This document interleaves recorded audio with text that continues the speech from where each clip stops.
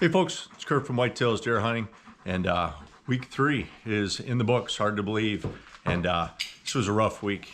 Between work and weather, I hardly got out to hunt at all this week, and also when I did get out this week, I chose the wrong place to sit.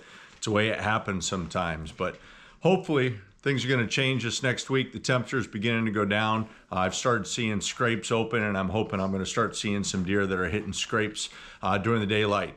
Maybe back to bed in the morning or getting up a little bit early in the evening before they head out to feed. So this week I had one day in which I was heading out to public land. There was rain in the forecast, and there was 2 stands that I was thinking about going to. One is about a mile away from the road, and one is about 200 yards away from the road. And I chose the stand that was 200 yards away from the road and saw 0 deer.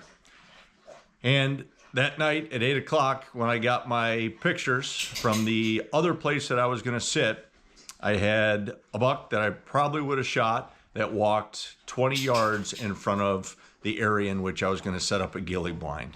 It's just the way it works sometimes, and frustrating, but at the same time, I've got some areas I know in which I've been seeing some bucks that have been daylighting occasionally, and I think that's just going to increase as the weather continues to get cold and as our hormones get raging here real quick.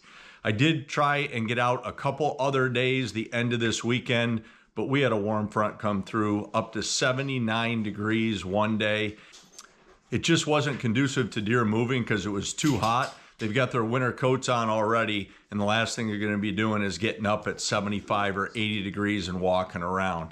So that night, after that 79 degree weather, I had a bunch of cameras just light up, probably within 45 minutes of the sun setting. After those deer had been sitting down all day long in their beds, they were up looking for water, looking for food, and moving. So hopefully that's going to continue to get better as the next couple of weeks roll on here. And it's part of hunting. That's why they don't call it killing, right? You got to work out there. You got to continuously find areas where you got fresh sign. And I know it's a challenge, but when you do find that success, it's all worth it. I also ran into some issues with some trail cameras this week. I had 3 trail cameras that I needed to go out and check. One was a cell camera. I knew it just had to have batteries replaced, so I did that and adjusted that camera about 100 yards away, and I'm already getting decent pictures off that camera. But I had 2 other cameras, SD card cameras, that I pulled. One was filled with water, and the camera was dead, and the SD card was toast.